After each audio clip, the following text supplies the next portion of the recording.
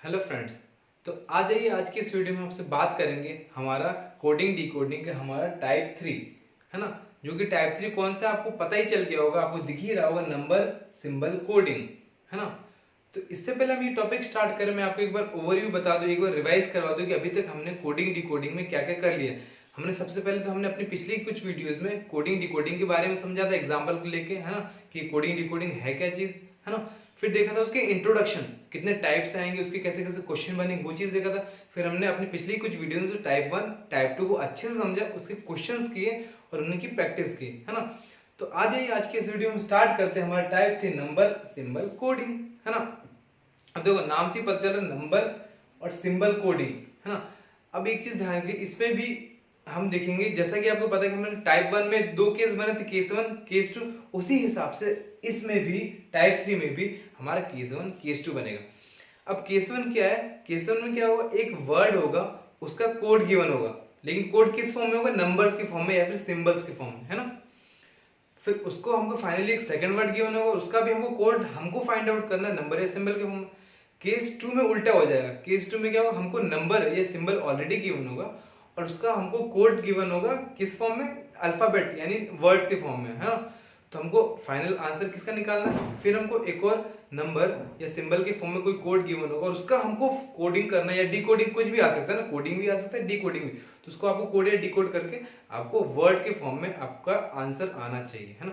तो case 1 case 2 है ना। तो आ जाइए, हम हमारा टाइप 3 का केस 1 केस 2 समझते हैं, कुछ एग्जांपल सॉल्व करके। अगर आपको थोड़ा भी कुछ डाउट है तो उसे हम क्लियर कर लेते हैं कुछ एग्जांपल सॉल्व करके है ना फ्रेंड्स। तो आ जाइए, इसके कुछ एग्जांपल देखते हैं।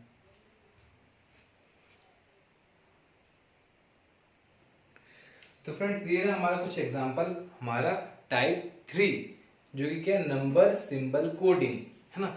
हम इसके कुछ एग्जांपल सॉल्व करते हैं और देखते हैं और समझते हैं कि नंबर सिंबल कोडिंग क्या कहना चाहता है या फिर क्या है चीज वो है ना। अब देखो, मैंने बताया टाइप 3 में हमारे दो केस बनेंगे। तो केस 1 अभी हम समझेंगे, केस 1 है ना। ये हमने क्या किया है, हमने केस 1 के दो एग्जांपल लिए है ना। फिर केस 2 भी देखेंगे, अभी पहले केस 1 देखिए। अब देखिए, मैंने जो लिखा वर्ड एरो करके लिखा नंबर सिंबल। अब ये मैं क्या बताना चाहता हूँ, कोई एक वर्ड हमें क्वेश्चन में गिवन होगा है ना, और उसका कोड हमें सिंबल या नंबर के फॉर्म में गिवन होगा है ना। उसमें कुछ इस टाइप के क्वेश्चन आएंगे केस 1 में। तो आ जाइए, इसको सॉल्व करते हैं, इसके एग्जांपल को, और समझते हैं हमारा टाइप 3 नंबर सिंबल कोडिंग, जिसमें केस 1 क्या कहना चाहता है और कैसे वो हम सॉल्व करके पता करेंगे सही में वो केस 1 इसी टाइप के रिलेटेड है।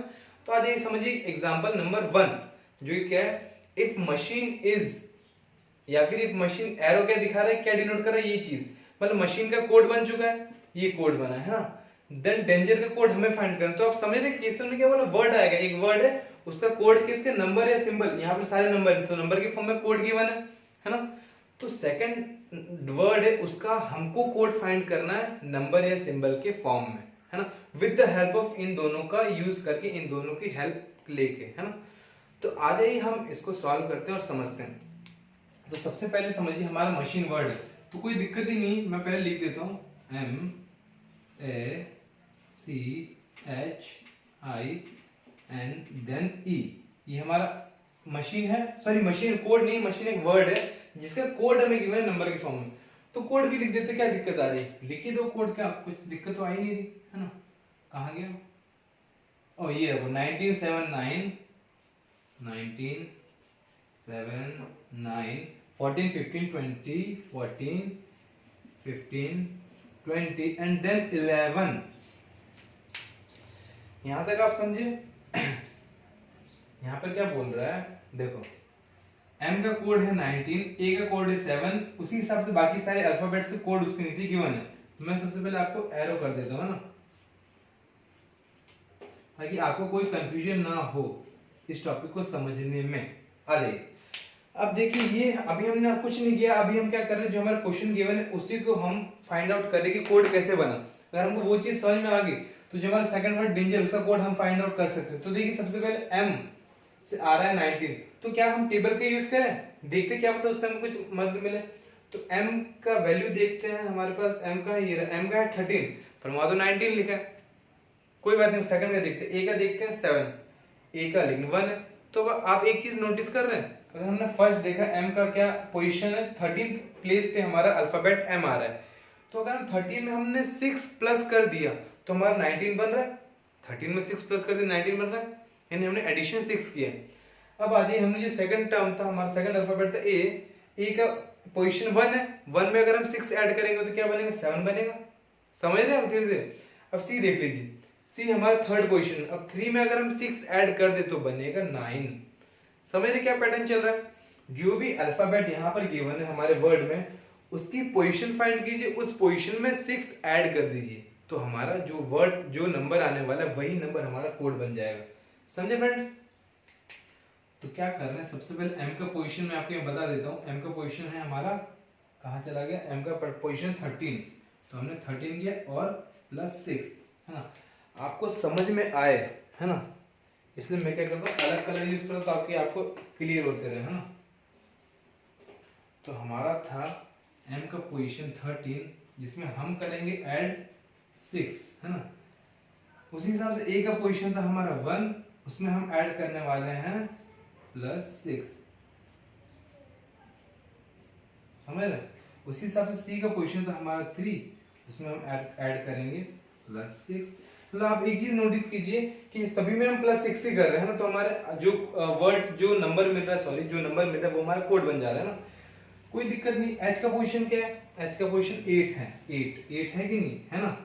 अब अगर 8 में अगर हम प्लस 6 कर देते हैं तो 8 और 6 14 होंगे, यानी सही जा रहे हैं हम। आई देख लीजिए, आई कहाँ गए, आई हो गया 9, तो 9 में अगर हम कर देंगे प्लस 6 तो हमारा आएगा 15। 9 प्लस 6 करके देख लीजिए आप एक बार।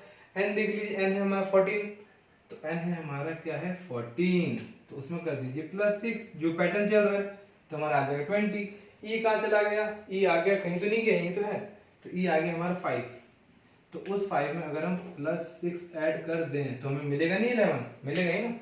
तो हमने पैटर्न क्या देखा, जो भी अल्फाबेट आ रहे हैं ग्रीन कलर से मैंने उसकी पोजीशन लिखी, जो भी ग्रीन कलर से उसकी पोजीशन है उस अल्फाबेट की, और प्लस 6 प्लस 6 प्लस 6 प्लस 6 वो पैटर्न बन रहा है, तो उससे हमें ये कोड मिल रहा है ना। तो कोई दिक्कत नहीं। अब हमें क्वेश्चन में पूछा डेंजर का कोड बना दीजिए फटाक से, और हमको कोड किस फॉर्म में चाहिए, अल्फाबेट के फॉर्म में नहीं चाहिए, हमें नंबर्स के फॉर्म में चाहिए। तो आ जाइए, मैं लिख लेता हूँ DANGE एंड देन R, यही तो है डेंजर। अब मैं एरो भी कर देता हूँ ताकि आपको सॉल्व करने में दिक्कत ना आए, सॉल्व करने में भी और समझने में भी, है ना, कंफ्यूजन नहीं होना चाहिए कहीं भी। अब आप देखेंगे कि क्या चीज है, पहले हमको पोजीशन, डी का पोजीशन क्या है, डी का 4 पोजीशन है, तो मैंने पोजीशन लिख दिया 4। अब उसमें मैं क्या करूंगा, प्लस कर दूंगा क्या 6, क्योंकि 6 का ही तो पैटर्न चल रहा है, और प्लस करने पे जो हमारा बनेगा वो कोड बनेगा। 6 + 4 10, ए का पोजीशन हमको पता है 1 होता है ना, और उसमें अगर हम प्लस 6 कर दें तो हमें क्या मिलना है, हमें क्या मिलना है, हमें 7 मिलेगा। बहुत सही। n का पोजीशन फटाक से फाइंड कर। देखिए अगर मैं यहाँ से भी रिलेट कर सकता हूँ, अगर हम वहां पर जाए, अगर आपने इस करके रखा है तो n को पता है 14 पोजीशन में 6 तो 20 आने वाला है, तो वहां जाने की जरूरत नहीं, यहीं से हमको 20 मिल जाएगा, है ना। मैं लिख देता हूँ आपको समझने के लिए, समझ रहे। अगर एक बार आपने सॉल्व कर दिया अच्छे, तो कई बार ऐसे चांसेस बनते हैं कि नंबर कुछ अल्फाबेट सेम आ रहे, तो आप डायरेक्टली वहीं से ले लीजिए, क्यों टाइम वेस्ट करना, है ना। अब आ जाइए जी। अब जी एक नया है, जी कहाँ है, जी 7th पोजीशन पर है, तो 7th पोजीशन पर तो क्या दिक्कत ही कहाँ आ रही है, 7 को कर दीजिए प्लस 6 करिए, 7 + 6 हो जाएगा 13, तो इसकी पोजीशन बन गई। ई इसमें आ रहा है, ई देखो आ रहा है, हमको अलग से करने की जरूरत ही नहीं। ई कौन सी पोजीशन में आएगा, 11th, इसका कोड बनेगा 11, पोजीशन होगा 5, और इसमें हम कर देंगे प्लस 6 ऐड। बहुत सी आर आ रहा है, आर इसमें नहीं है तो आर यहाँ से कर लेते हैं। आर कहाँ पर, ये 18th पोजीशन पे, तो आर का पोजीशन है क्या है 18। अब 18 में अगर हम प्लस 6 कर दें तो मजा ही नहीं आ जाएगी। 18 में प्लस 6 करेंगे तो कितना होगा, 24 होगा, होगा कि नहीं होगा, होगा ना फ्रेंड्स। तो जो हमारा मैंने रेड से लिखा, 2 सेकंड्स को मैं हाईलाइट कर दूंगा क्योंकि कई सारी चीज मैंने रेड से लिख दी, तो अब जो ब्लैक से मैंने पूरा हाईलाइट कर दिया वो हमारा फाइनली आंसर बन गया। 10 7 20, 10 7 20, कहीं ऑप्शन आ रहा है, एक ही ऑप्शन है 10 7 20, मैच करना चाहिए 13 11 24 बराबर, तो हमारा क्या फाइनली आंसर हमारा क्या होगा, ऑप्शन सी इज करेक्ट। तो हमारा option C is correct answer. आपने समझा फ्रेंड्स हमने कैसे सॉल्व किया, बहुत सिंपल मेथड है, बस समझ के चलिए। देखो थोड़ा ट्रिकी पार्ट था कि हमको ये m का 19 कैसे मिला, a का 7, लेकिन हमको जब सॉल्व किया तो +6 + 6 ऐड कर रहे हैं, तो थोड़ा सा ट्रिक होगा पर आपको मजा आ जाएगी, है ना। आइए सेकंड एग्जांपल देखते हैं हमारा केस 1 का, कि हमको गिवन वर्ड है और उसका नंबर है सिंबल के फॉर्म में। तो इसमें थोड़ा सा चेंजेस है, आप समझिए कि क्या है इसमें। देखो e इज इक्वल्स टू 5, है ना, e इज इक्वल्स टू 5, तो ये क्या पोजीशन ही तो है, e इज इक्वल्स टू 5 की पोजीशन ही तो है ना।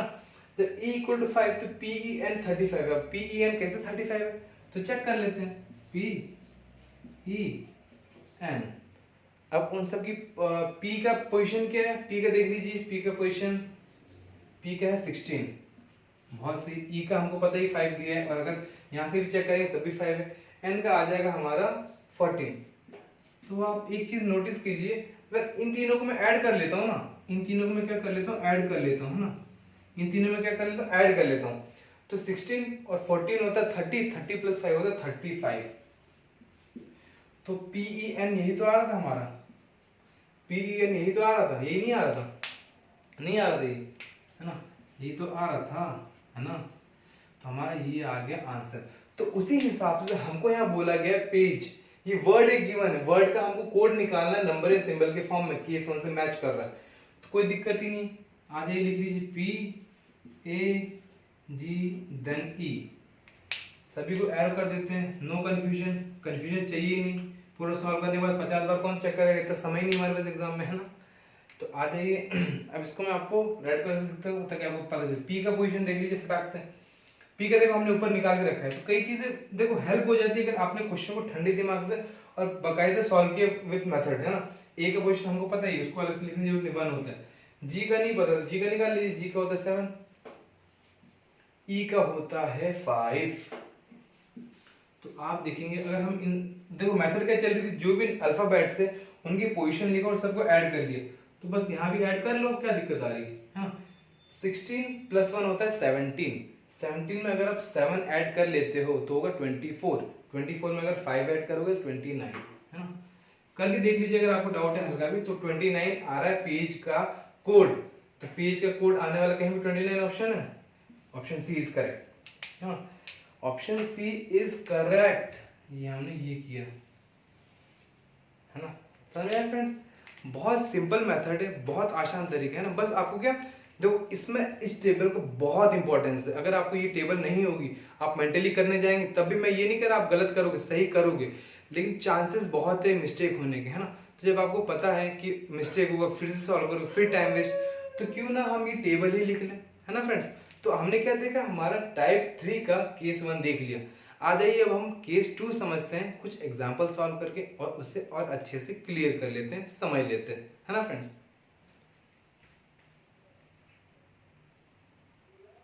तो फ्रेंड्स ये रहा हमारा type 3 number and symbol coding का केस 2।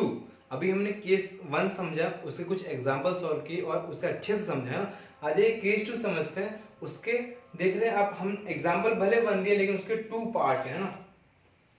आप देखेंगे उसके 2 पार्ट है, एक ये पार्ट है और एक ये पार्ट, मैं हाईलाइट कर दिया ताकि आपको क्लियर हो, है ना।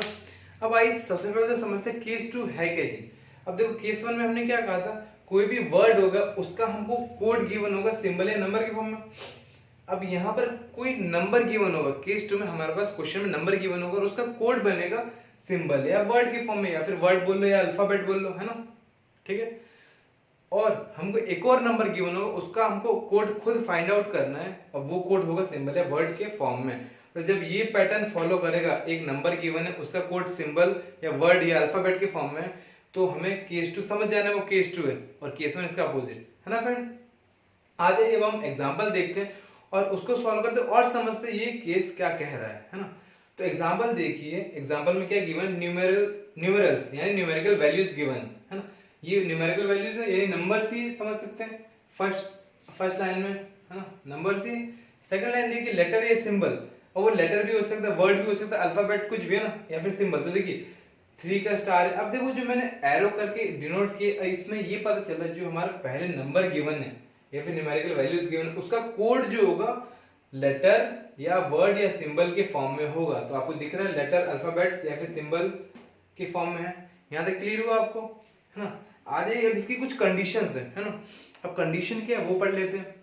If the first digit and the last digit is odd, अगर कोई नंबर गिवन है उसका first digit and last digit अगर ऑड है है ना, ऑड है, तो क्या होगा, both are coded to be X. X हमको यहाँ कहीं नहीं गिवन है, आप देख रहे हैं, लेकिन अगर फर्स्ट डिजिट और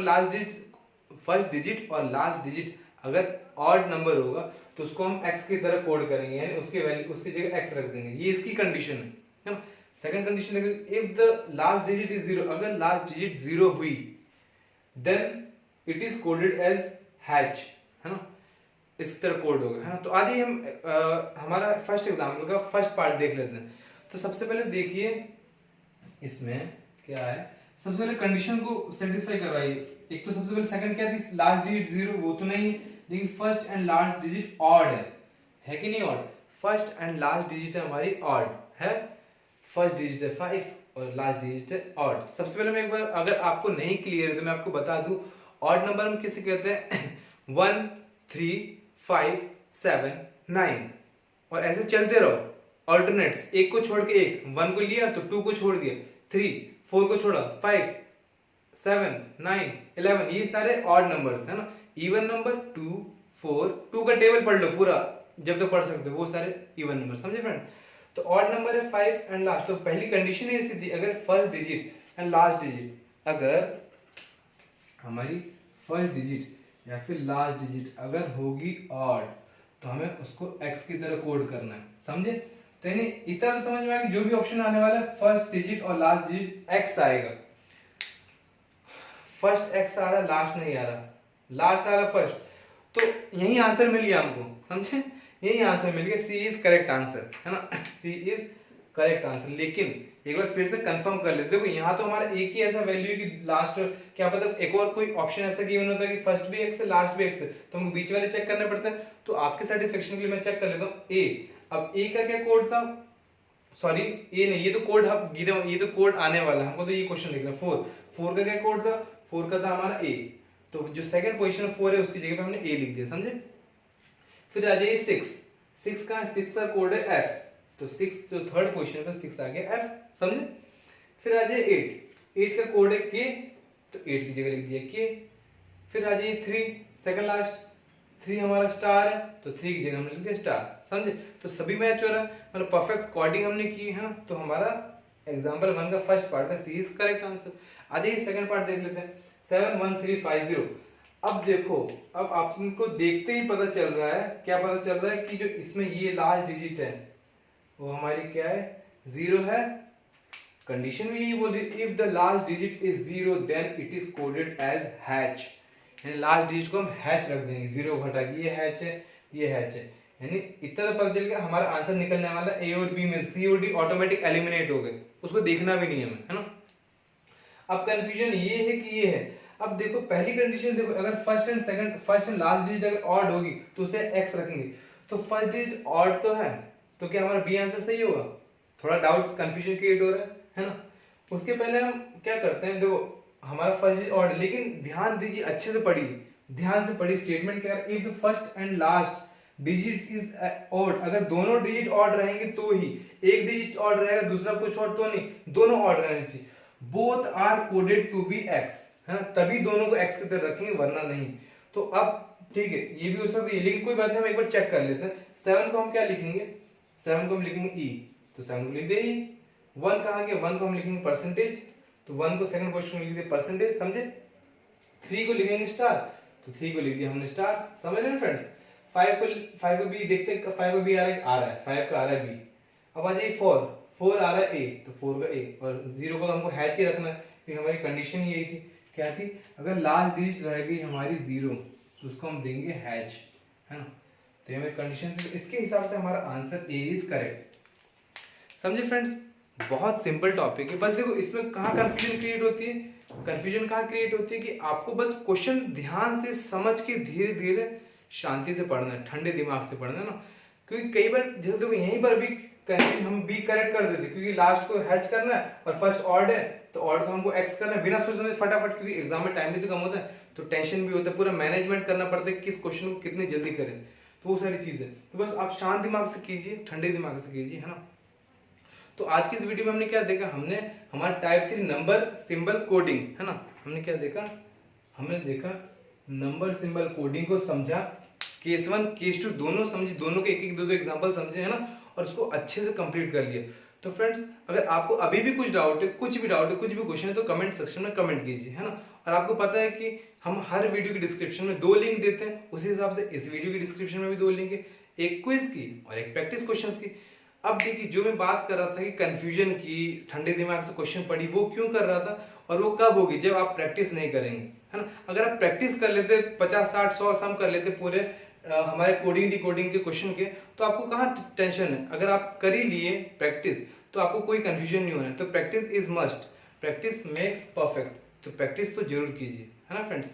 प्रैक्टिस कीजिए और उस टॉपिक पे महारत हासिल कर लीजिए, बहुत बेहतरीन बन जाएगी, उस टॉपिक पे मास्टरी पा जाएगी, है ना। तो आज की वीडियो में हम इतनी ही बात करेंगे। हम अपने आने वाली नेक्स्ट वीडियो में कुछ और टॉपिक समझेंगे, उनके क्वेश्चन लगाएंगे, है ना। तो तब तक के लिए फ्रेंड्स सेफ रहिए, हेल्दी रहिए, फिट रहिए। मिलते हैं हम आपसे अपनी नेक्स्ट वीडियो में, तब तक के लिए गुड बाय।